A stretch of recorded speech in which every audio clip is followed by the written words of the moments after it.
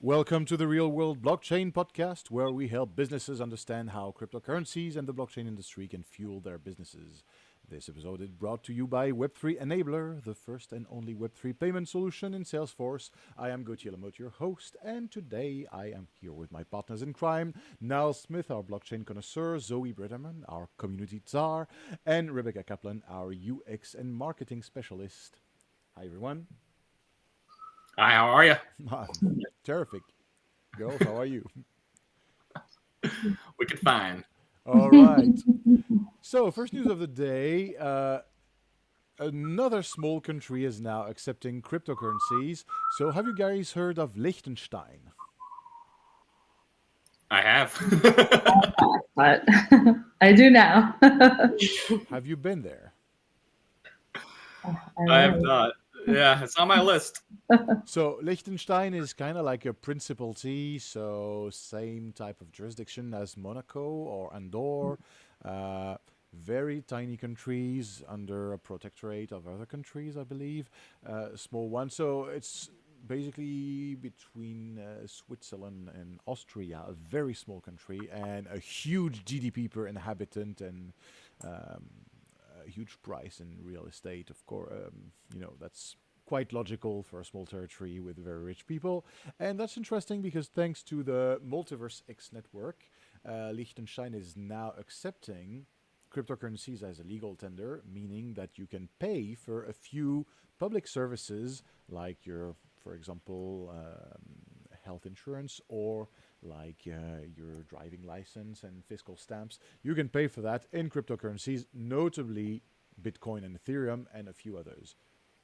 How does that sound to you guys? Is that music? Is that music to your ears? Absolutely. I think it gives me hope that it will inspire other nations to incorporate cryptocurrency into their state operations in a similar way. Maybe they are about to start a new trend in the crypto space. Zoe, what do you think about that one? Definitely, I agree that it can really have the opportunity to promote financial opportunities of various sorts. Wonderful. And it's interesting because a few years ago we heard stuff like, oh, Bitcoin is like a decade ago, oh, Bitcoin is not a serious project. Then, oh, cryptocurrencies are maybe interesting, but just for maybe a few special use cases. Okay, now it's for private people. Okay, now it's maybe for cypherpunk and private people. Okay, maybe it's just for small countries. So we know that Switzerland is already doing that. El Salvador is doing that, and a few other countries now. So um, a bit less than 10. So this bodes well for 2024. So next topic then. You guys remember the infamous FTX scandal. We've been talking about that on Real World Blockchain, and that's quite interesting because in a new court hearing, it has appeared that that FTX should be able to repay everyone. So that's quite a huge news. Niles, what's your reaction on that? I'm excited. Very happy that people will be made whole. I am a little flabbergasted in just the way that this has gone down from being one of the most respected people in the industry, Sam Bankman-Fried, and then now in prison. And at the end of the day, people are being made whole. Like, what happened? like, like, where did things go wrong in such a way that all of a sudden there was a collapse when they were potentially liquid, but just mismanaged by a bunch of kids on Adderall? Yeah. Zoe, did the ADHD's joke ring a bell? Yeah. You knew that So these I think, you knew that these yeah, guys there's were on Adderall. definitely an image that you get of these people when you think about, how selfish and careless and greedy they were. Really foolish considering that their background was, essentially the kind of the stereotype of smart and also privileged and they really kind of screw that up together among their little their little group. So it's good that people are getting paid back from that, because that, just those few people who made something, huge, really made everyone super skeptical, to say the least. Yeah, And and oh, sorry, go ahead. crushed everyone's hopes. People came to me, and because crypto is unfamiliar to a lot of people, and kind of terrifying at that same point, and they go to me the moment I say that I'm a Web3 executive, and they mention that, and they're terrified, and they're like, gut reaction is, oh, crypto scam, but she seems nice. And then it's just, it reflects poorly on really everything. So I'm glad that at least some of the repercussions are being rectified.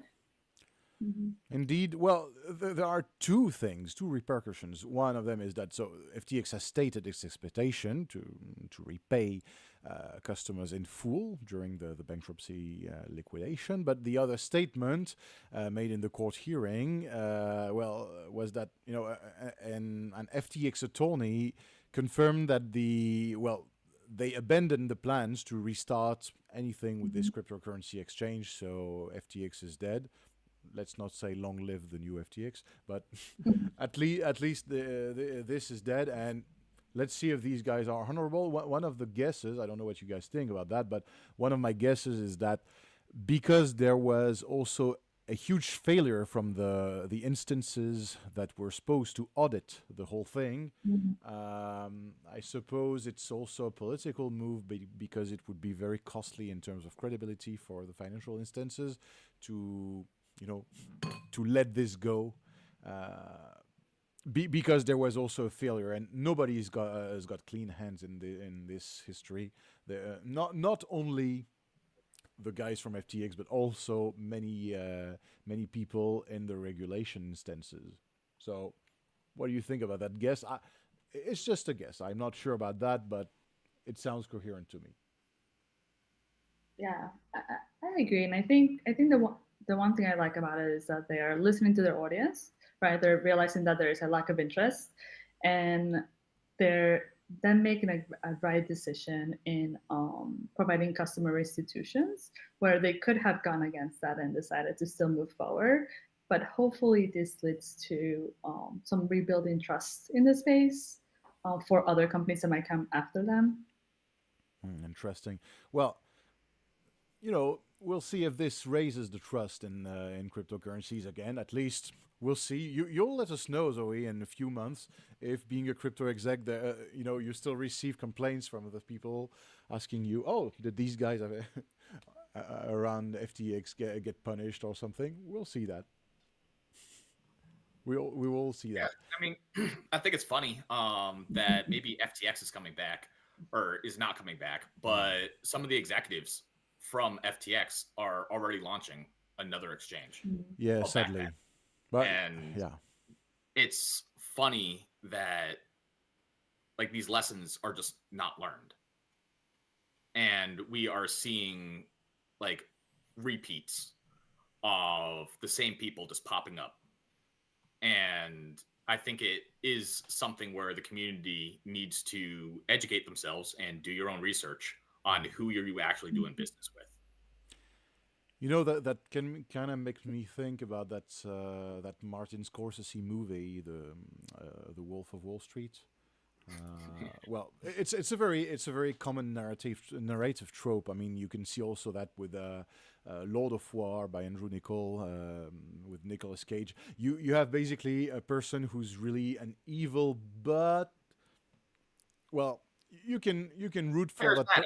Charismatic person, so you can root for that main protagonist, but that protagonist is basically doing unspeakable acts and very cynical acts, and in the end, okay, the guy hasn't learned anything. The guy is even glorified for everything he did, and I wouldn't be surprised if in 10 or 15 years I wouldn't be surprised to see a biopic of Sam Bankman-Fried, and there would be the next guy having the Hollywood spot of Jonah Hill saying, "Okay, I was making $25,000 a day by selling Bitcoin these days, and these at this time," and you would see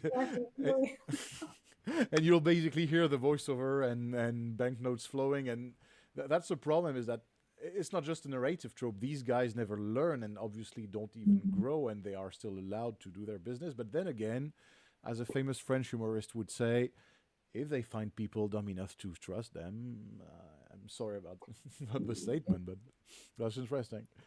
And Yeah, I mean, last I heard, SBF was cornering the mackerel market in prison, so he's still up to like doing some trades. At least he is, yes. At least not everyone on FTX, but hopefully he will purge some of his sentence.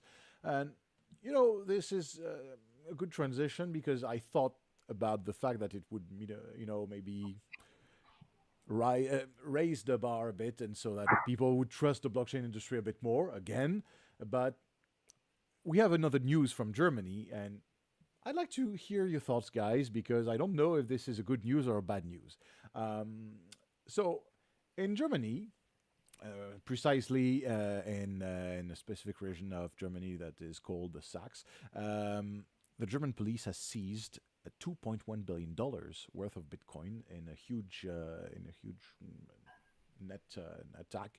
So I think the amount is around 50k Bitcoins, and that's quite interesting because there was a piracy website violating many copyright acts and also offering counterfeit products. And so the few articles I read about this said that one of the two suspects voluntarily transferred the Bitcoin vault to the Federal Criminal Police Office, so the BKA in Germany. When it's been so, I don't know what happened, but if they say voluntarily, it means that that's probably has been negotiated against a sentence reduction, probably. But is that a good news for the crypto industry?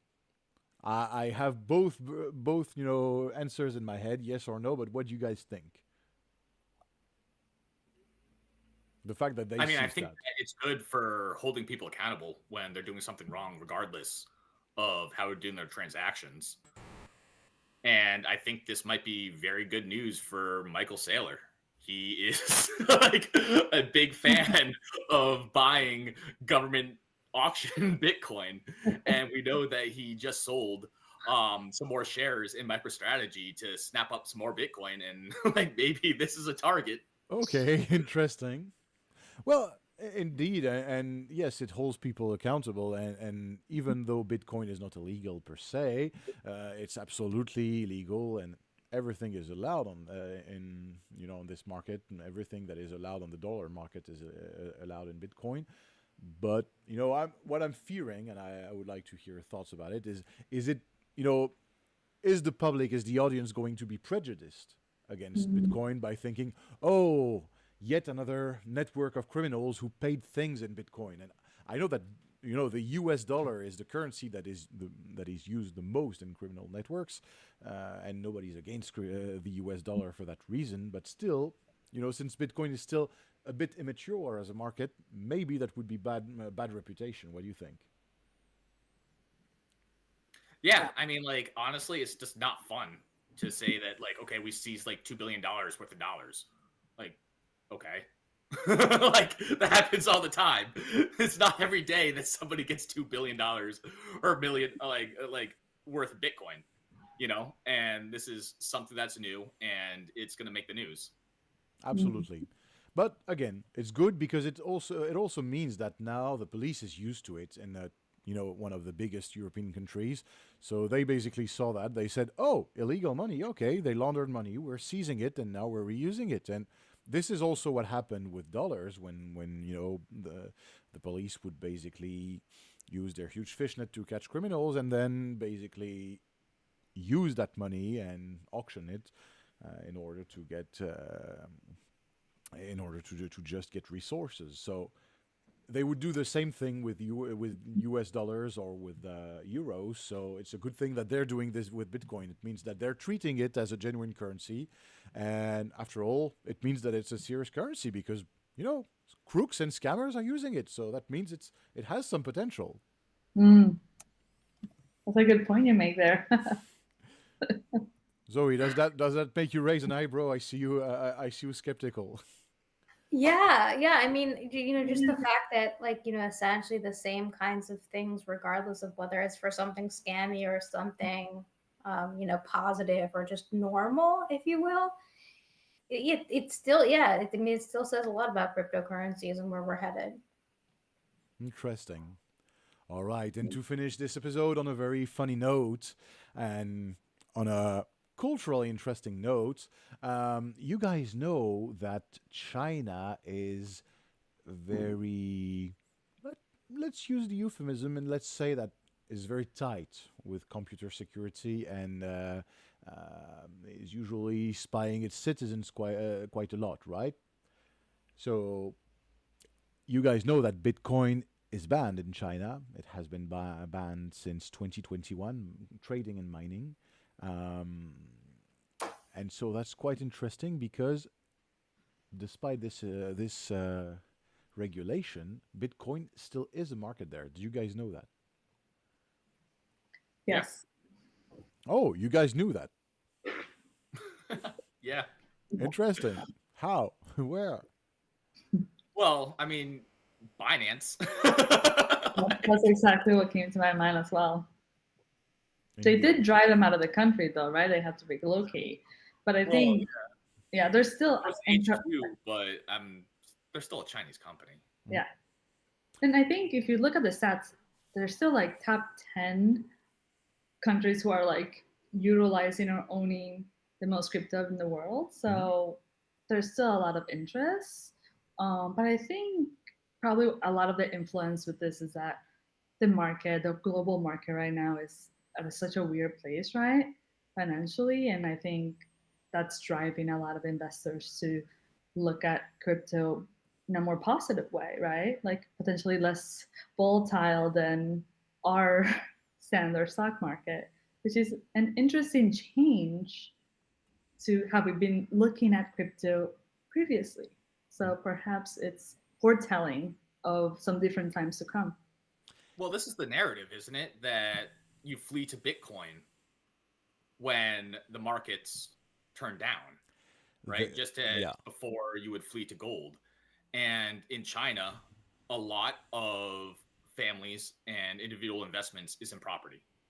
Yeah, there are actually many precedents. One of those that come to my mind is when President Modi in India forbid families to have gold. So he wanted to ban cash. India is quite an interesting country in this regard. It's the only country where I've been where they, trivially write stuff on their banknotes like, oh, where shit, I have to buy something for the grocery store. I don't have any. Okay, I read that on a banknote, and I saw many rupees banknotes. With sometimes the face of Gandhi and stuff written on that, just gibberish because people were taking notes on that. So they don't respect their cash that much. In some countries, it's forbidden to do that. And it's interesting because India had this policy to forbid families to have gold in order to escape inflation. And there were some loopholes. For example, if there was a woman in the family, then the amount of gold was a bit, the amount of allowed gold was a bit higher. And the person that I am striving for gender equality says that is a bit rebellious and says, why wouldn't I be allowed to wear my golden earrings and necklaces? But still, because of that, basically everyone tried to flee in Bitcoin instead of gold, and that was quite funny. And this is happening very often in many countries. So I'd like to see if this trend is still going on in 10 years, because that means that there's still a kind of cypherpunk culture in Bitcoin, even though this is a very regulated asset now, and even though there's an ETF about it, there are still people using it in order to fight inflation or economic turmoil. Sure, and I mean it's funny that you bring up India trying to restrict gold ownership, because it was only in the 1970s in the US that you were actually allowed to start owning gold bullion again. Oh. So even in our history, restriction of gold ownership has been common. And this is something where now, through digital gold ownership with Bitcoin, you can't really restrict that. And maybe this is the new narrative, or at least the story unfolding on a global scale, that people are now trusting something that can't actually necessarily be taken from them physically. Indeed. Indeed, and that's interesting. The person who has done this is a sector finance executive. So his name is Dylan Run. Well, Run if you pronounce it in the Chinese way. We don't know his. I'd like to find out his real Chinese name, but whatever. It's very common for Chinese people to have your Chinese name and an international name. And I even knew one who had on his desk 5 business cards, each one with a French, German, and British first name, but the same family name every time.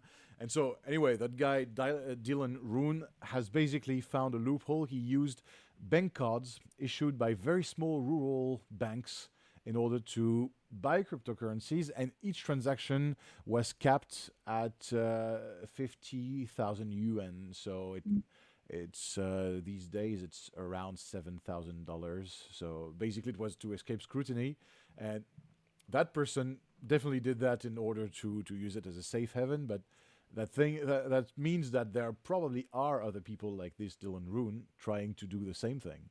It's quite interesting. Question is, Zoe, what do you think? Is it going to be technically feasible now that the loophole has been exposed? Oof. I'm not sure. Because their network is still, China is very good at tightening security once they understand something, and there are many informal and gray market peer-to-peer businesses, so they cannot censor crypto wallets, but they can censor, they can still track down transactions from people who are using credit cards. So how technically could they prevent that? If they can, I don't know if that's possible. Do you think it's possible? I think they could probably find a way, even if it's not kind of as certain as other security measures that they've implemented. They'll find a way to do the best they can. Interesting. Yeah, and I think that now with the pressure of Evergrande, one of the largest, if it was not the largest property developers, filing for bankruptcy, and Country Garden, another very large property developer, missing interest payments last year. The property market in China is in turmoil, and this is a lot of money. And what is more important to China and the government is stability than making sure that people are not buying Bitcoin. And if people's life savings are being driven to zero, they might turn a blind eye to people running to safe assets that are not necessarily going to be in other international markets, such as the US. And I say that because Chinese markets actually turned off selling for certain ETFs and index funds related to the American market because they were being converted to like American actual ownership in a different country. And like that is money leaving the country, which is really what they do not want. Somebody going and buying Bitcoin in China will still probably be converting that back into a yuan or actually doing transactions inside of China. So we'll see, wait and see, but that's quite interesting. This reminds me of an anecdote. Is when I was in China, I was doing a translation gig in 2019, I guess. And at the time, I wanted to send my girlfriend a little hello, and because of that, I installed a VPN. and I think it Things was you do for love. things you do for love, yes. But the Chinese know knows that. Usually these guys know perfectly that you have to have two phones. And I did the mistake. I didn't take it seriously because, in France, basically, when you illegally download a movie, after doing it maybe a couple hundreds of times, then if you do it 200 times, you might receive a warning email on the email address that they have, so not necessarily the one that you use, and they will tell you, oh, please stop doing that. And if you are warned maybe 7, 8 times, they might give you a fine of $10. So that's what's happening in France. And for the little funny history, I even got a warning for downloading one of the movies I had produced in my career a long time ago. So that was quite funny. But the thing is, I didn't take it seriously. In China, I did that. So I installed NordVPN and I tried to log in on Gmail just to send hi to my girlfriend. And what happened is that when then I started WeChat, so Weixin in Chinese, I received a pop-up, just a modal splash page on my phone in Chinese, telling me you have been using a prohibited app in the People's Republic of China, and you are now banned for life on WeChat. And so, no warning, nothing, no summation. So it was quite interesting to see the difference in mentality. So I was thinking, could they do that with crypto wallets, maybe to block people from WeChat if they spot a crypto wallet at the same time? So they wouldn't prevent Bitcoin per se, but they would really make life harder on other networks. Maybe would that be technical feasible to you guys? What do you think? I think the government will always try, but in the same way, it almost feels like human nature to try to exploit systems like this. So the same way that the government will possibly try to do that, people will always find a way, if they want to do something, to do it.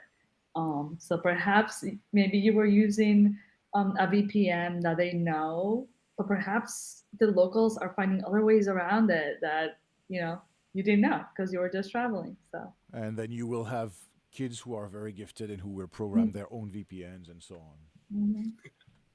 Thanks for that touch of funny hope and that glimpse of a future evolutionary race between governments and cryptocurrency users. Thank you for listening to that, everyone. This was the Real World Blockchain podcast with myself, yours truly, Gauthier, Niles, Zoe, and Rebecca. And this podcast has been brought to you by Web3 Enabler.